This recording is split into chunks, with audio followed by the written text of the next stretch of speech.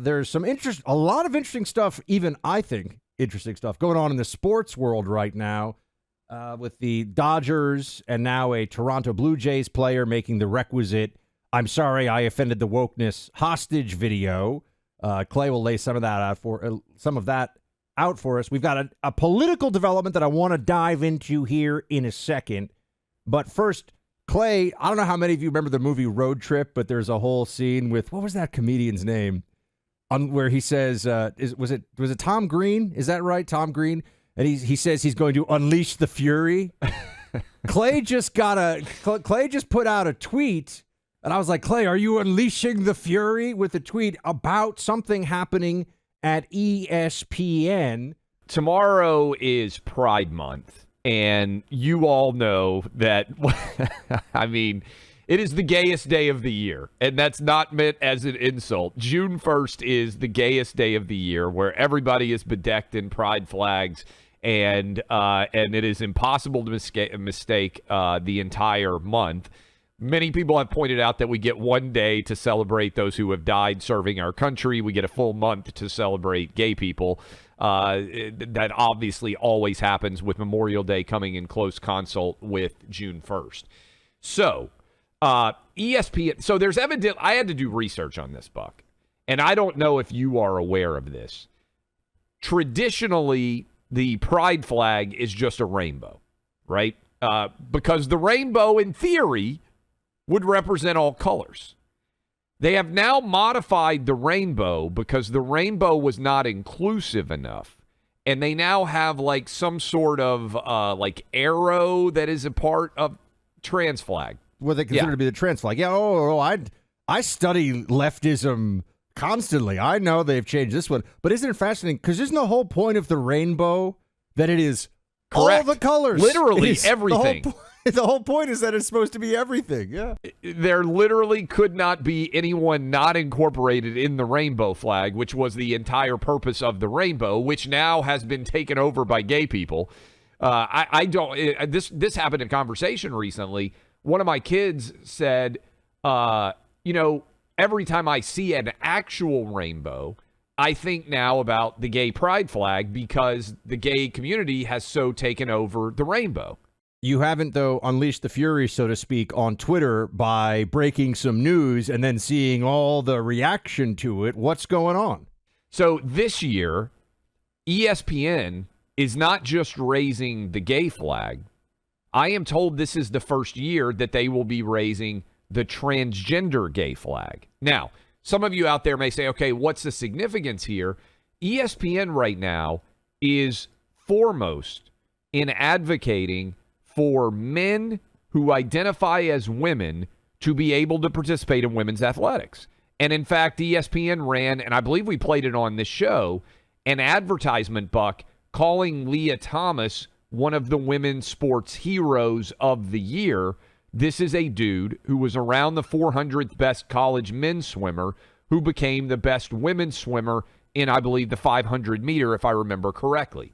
Set the NCAA championship this past March. So they have had a few brave people who have spoken out. Sam Ponder, who some of you may know, Sage Steele, two women have come out and said, this is ridiculous. I'm not going to allow this to happen anymore without speaking out on it. So this feels, Buck, like a direct shot back at those women. Sam Ponder was called a bigot by USA Today for advocating for women's sports to only be a part of women. So they are now having a public flag raising of the transgender flag over the Bristol, Connecticut campus of ESPN, as many of their female employees who are speaking out are being called bigots and transphobes. And so this feels like a direct corporate shot at those employees who are speaking out on behalf of women's athletics. It strikes me, Clay, that it is entirely now, because of a Supreme Court decision some years ago, legal to burn the American flag as a form of speech. But I have seen numerous stories recently of people not even necessarily damaging a flag, but let's say, wasn't there someone who I think left tire skid marks on a pride mural or something in the street? And that's a hate crime. But so if you burn a pride flag, if you own the flag, that is criminal. But if you burn an American flag, that is protected speech. Do I have that right? Because that's the way it seems. I think it has not gone to the Supreme Court. And so there are states that are prosecuting to you are so correct. I'm saying right now there are places where you can be prosecuted for burning I just want everyone to be clear on this, because there are cases. People are prosecuted for burning a pride flag. You will not be prosecuted for burning an American flag. In fact, the left will tell you that's the highest form of patriotism. Yeah, and I think, and our staff can correct me if I'm wrong on this, but I believe, and this sounds like a made-up hypothetical story that would be in a law school exam, I believe a homeless man, they are now called unhoused people, according to CNN. Yes, I know. They've changed the term again, yeah. Yeah. Homeless man used a gay pride flag to wipe his bottom and was charged with a crime in New York City for doing so. That's hate right. crime. And so I suspect, Buck, this will go all the way to the Supreme Court. And I am such a free speech absolutist, and I understand some of you are going to disagree with this. I actually think you should be able to burn the American flag. I disagree with it. I don't support it in any way. I want to be clear. But then should you be able to burn a pride flag? 100%. That's what I'm saying. I think this would go all the way to the Supreme Court because it is a form of political commentary. Whether you agree with it or not, the logic and consistency there would require that these statutes, which seek to punish people for doing so, are unconstitutional. Well, this is why hate crime laws are a slippery slope. There are crimes, right?